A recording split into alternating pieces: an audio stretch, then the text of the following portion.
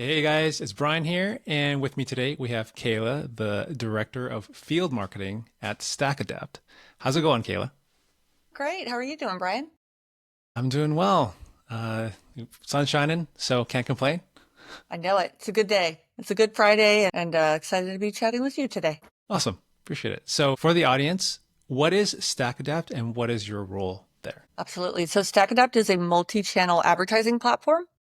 So consider it a DSP. So if you wanted to come in and you had some advertising budget, but you wanted to be able to execute across multiple channels like LinkedIn ads and Google ads and CTV, instead of having to go through all the different channels, you just go through StackAdapt. We do the bidding for you, all the placement, and it's a one-stop shop, which is pretty cool. And I'm our director of field marketing and ABM. So I get to manage a big, amazing team of event marketer, strategic partnership and alliance, as well as our enterprise marketing team. And just recently joined in the last couple of months. So we're going to be growing our field marketing efforts and ABM, which is account-based marketing, and just all the fun and exciting things I get to do at StackAdapt, which is great.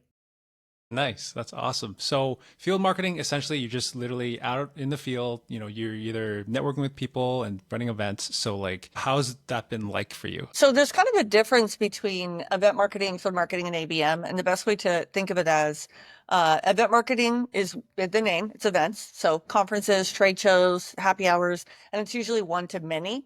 So you're going towards a larger audience, you're trying to aggregate a larger lead list volume, more brand awareness. And field marketing is where you're doing those event marketing initiatives in the literal field. So your regional sales team can close business. It's a lot more concentrated on hosted event activations and more one to few, but it's things that you can do that's more targeted to that specific territory or region. So you might have a more focus on California versus all of North America, because how you sell to North America might be different than New York. And then account-based marketing, that's when you go one-to-one. And that's strategic multi-channel plays for a single account, where it's a named account or strategic account that you're trying to grow into. And gosh, I've been doing field marketing for the past, I think I'm going into I think my 13th year of doing this. So it's my favorite. I love it. I'm in all the communities. I talk about it a lot on LinkedIn because it's events. And how much fun is that? That's my job. I get to host events. Let's go. Yeah, that's awesome. That's really cool. So, I guess for StackAdapt and also from your perspective of field marketing, what if you were to have a billboard in Times Square for 24 hours? Like, what would it say? My goodness. It would probably be a fun play on dominoes. I'm actually stealing one of my team's ideas, where it shows every single thing can play into the next. And StackAdapt is this is where you start, this is where you end. Where everything that you're trying to accomplish, you can go into one team, one DSP, which is StackAdapt, and we're going to cover everything. And if it Nice. was I me love it. personally, if I had a billboard for 24 hours, I would say, have you taken a nap today? Naps are so important. Sleep is very important. I think, Yeah. especially with how hard we all work, if we don't sleep at least 7, 8 hours, I know it's hard, but we got to prioritize it. I'm very prioritized on it. That and making sure you take vacations. I actually push that onto my team a lot. I'm like, you should be taking a vacation once a quarter. And if you haven't scheduled it, you're in trouble. So everybody. Wow. Once a quarter is definitely a breath of fresh air for sure. I think we all try to, but we haven't, life gets busy and stuff. We kind of push it off, but that's awesome. Yeah. Well, I mean, we're all workaholics, right? It's kind of addicting. It's fun to stay busy and be working towards something, work gives you purpose, but it's very easy to get lost in it. You got to remember to take breaks too. Otherwise you'll burn out. We don't want that. It's not fun. Yeah, for sure. 100% agree. Okay, so what is your biggest marketing pet peeve? And, what would make you instantly cringe when you see? I think it's when marketers get a little bit too focused on just what they're doing and they get so focused on the tediousness of their role, they forget to look at the big picture. Or they want to be successful and it's so important. But I use this phrase, not being able to see the forest through the trees, where you're so focused on just your own skill set, which is what you want to do. You really want to be the master of your craft, but forgetting that it can weave into other components of marketing, forgetting the big picture of what are we doing to drive the business overall. And just remembering that every little piece does add up to the bigger picture, but just keep that in mind, so you're not just so siloed that it doesn't allow you to work together with the rest of the marketing team, if that makes sense. Yeah. No, I love that. Yeah, people, whether in marketing or not, they're too honed in on something and they just can't see the big picture, and we get, stuck in the weeds, and we just forget why we're Yeah. doing this in the first place. Yeah. Yeah. And also to remember how to have fun. Like marketing's fun. That's a fun part of the business. So get creative.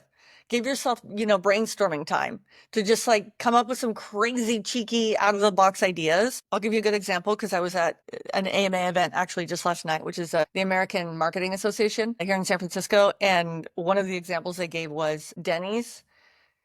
You remember how like there was a time, this was a few years back, when all of a sudden there was all these crazy social media posts about like late night at Denny's. It's wild, and like fights that would break out, and like Right. it got real junky. Well, Denny's saw that, and I don't know if you know this, but they leaned into it. So they started pushing on the back end these funny memes like spotted at Denny's, watch out, Denny's, employees, they know how to throw hands. They totally leaned into it and their sales skyrocketed because they saw an opportunity to just enjoy the funny feedback and then pump it into social media and just say, well, if this is our identity, let's own it. And just say, well, you love Denny's. You're going to have a good time. You're going to be entertained. So, have fun. Have fun with Yeah. marketing. The power of memes is crazy, especially in marketing. Honestly. So, My no, gosh. that's awesome. Love that. Are you also one of those that's like on Instagram always just scrolling and sending reels to your friends and the constant Yeah, memes? yeah, more so TikTok, but same thing. Yeah, same. Yeah. I was gonna say elder millennial, so I watch your TikToks 2 weeks later on Instagram. So Yeah, absolutely. Yeah, yeah. Love those. Okay, so in terms of a marketing strategy or tactic, like what has worked exceptionally well for you at StackAdapt? I'll say StackAdapt specifically because I've only been there for about 3 months. So Okay. we're just getting started. And a lot of the successes that we've had just in the 3 months I've been here have been largely, quite frankly, my team and that was already in motion. I'll give you an example. We just hosted our very first user conference called Conversion that was in Saw that. Nashville. And we did sort of a VIP invite to start with because it was our first like big industry event. That event was well on its way before it even started. So I can't really give credit. I can't really say I even did anything to move the mark, but my team did. They crushed it. And I guess this kind of plays back to events as a whole, field marketing and events as a whole. When you think about your strategy and the end user in mind, like what business are you trying to close? How are you trying to appeal to them? Match that to your strategy with events, meaning if you hire an event marketing team, don't go for the big user conference right away. Don't just jump straight to that. You need to build up to it. I get a lot of companies that I'll speak with that I've consulted with or past companies I've worked at where as soon as I get started, they're like, we want to have the next Dreamforce. We want to host a user conference that's the next HubSpot's inbound. And I'm like, do you know how many years it took to get there? Like, let's start small. Test out doing happy hours. Do some dinners. Your ICP, what are they interested in attending? And adhere to them. And I'll give you a good example of my time at Udemy. I was on the Udemy business side, so the enterprise side of the house. The consumer side was, udemy.com. You're probably familiar. You're probably taking courses with them. You go on, just like going onto YouTube, but it's more curated and educational. And on the Udemy business side, it's mostly learning and development and HR leaders that are using the platform because they bring it in-house for their employees to use. So that was our ICP. That's who we're trying to get to buy. So we do these events for them and we started off like, all right, we're going to do this big happy hour event. We're going to do this big conference. And I found one, L&D and HR, they don't care to go to these happy hours. They don't care to go to these big fancy conferences. They're busy, but they will go to lunch. So they will do a lunch and learn. And you do these roundtable discussions where they have their peers in the room and they're learning from each other. That's what they're craving. They need to hear industry insights and what are their peers doing so that they can improve their process. And also our big user conference, we switched it to be virtual because we found they were more likely to tune in. They didn't really have the budget to travel to some other city, but they will block their calendar for the day to tune in to see some really big keynote, do a presentation virtually. And that was a bigger success. And now their Udemy business, they're a big forward event. They do it every year. Yeah. That's So awesome. adjusting to your audience. Yeah. Yeah. Definitely. I think a lot of people, they want to do the big thing because it seems all like cool and sexy and stuff, but Yeah. it takes time to get there. And a lot of people forget. You don't want to scale too quickly. And then definitely number two, like you said, like knowing your audience. You might think it's a one size fits all sometimes, but it usually isn't the case, right? So, Yeah. And you got to be flexible too if you get feedback. Like the happy hour example, we would host a happy hour and it was like abysmal turnout. And it was like, oh gosh, maybe events aren't working. And I'm like, no, this event didn't work. You have to adapt. And that's when we switched to the lunch and learn model, and then sold out every time. Full house. Like everyone was chomping at the bit. We would have to return to the same cities because they'd be like, when's the next one? You know? So being able to adapt, create your schedule, test, take the results, adapt. I love that. Okay, so what's one marketing tool that you cannot live without in your day to day? Well, I want to say Salesforce because that's an obvious one.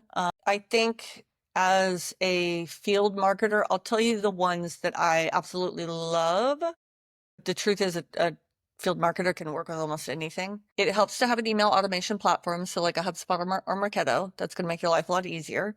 And then I personally prefer an email management platform, so like Splash or Goldcast. Those are where you can create event landing pages. They sync into HubSpot and Salesforce, so you can just automate all your like confirmation emails, reminder emails, and update statuses of those who attended very quickly. And I kind of can't live with one of those tools. And also Google, just in general, being able to use Google Drive, Google Slides, Google Sheets. I live in Google Sheets. Let me tell you, that is my life. Yeah.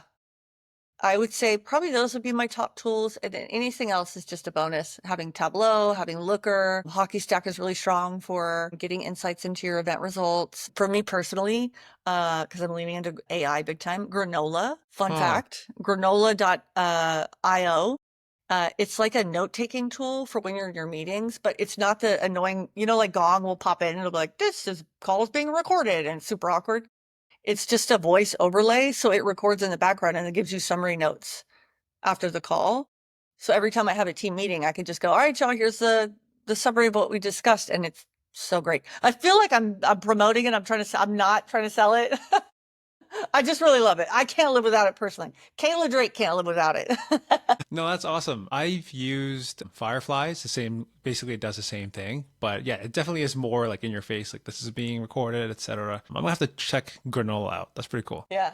What AI tools are you using right now? Are you totally in Chat GPT, or are Yeah, you in, yeah. yeah, ChatGPT, Opus Clip, stuff like that, content related. Yeah, Yeah. yeah. Have you tested or heard about marketing specific AI tools outside of ChatGPT that have worked really well? I feel like I've heard a few, but I don't know which ones are leading. Yeah, I use Creatify for like UGC content.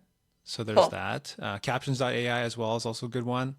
Yeah. Yeah, there's just so many out there it's really hard to keep up, but definitely like ChatGPT is my best friend for sure. Oh, right. Yeah, Oh, I yeah, use it for the silliest things where I'm like, this made no sense. Can you please say it in layman's terms? Or yeah, my friend texted me this. I have no idea what they're trying to communicate. How do I respond? yeah, I yeah. I've love done it. that too. That's hilarious. That's A little too hilarious. codependent for me, but I'm doing it. I'm totally doing it. But no, I think with AI, that's the only thing I struggle with is creativity, because you can't replace, in my opinion, AI can't replace like a good designer. They can't replace a good content writer, because creativity can't be, you can mimic it, but you can't create it from scratch. That's human led only, in my opinion. 100%. I think we're getting pretty close, but you still need that human element no matter what. Yeah, Yeah, absolutely. for sure. Okay, so since we're talking about AI, would you trust AI to run your next campaign? Why or why not? Well, define campaign like an event. Yeah, on your day to day in your field marketing, do you think there's an aspect that AI can completely run that for you? So technically no, but yes. And let me explain. Technically no, meaning field marketing, event marketing is an incredibly physical marketing initiative. I have to physically go to a trade show, set up the booth, put the swag out, shake hands with people, come to the booth, scan leads, pack everything up. It's a very physical job. AI can't replace that part, right? Because you need someone to go and actually show up to do it. But what it can not replace, but help with, and this is where we've been leaning into it big time as a team, is the tedious tasks, especially around copywriting. So being able to draft out at least a starting template of invite emails to your event, the landing page copy, the confirmation and reminder emails going out, maybe some suggested social media posts to promote the event organically on social. A lot of times your copy or content writers are so busy And having to create everything from scratch is time consuming, especially with events that are repeatable and you do it a lot over and over again. But if you can use AI to just draft it and then go to your copywriter and say, can you just like edit and make sure it's the right tone? That helps tenfold. Or even just say, can you draft out a quick event brief? Just the skeleton of it.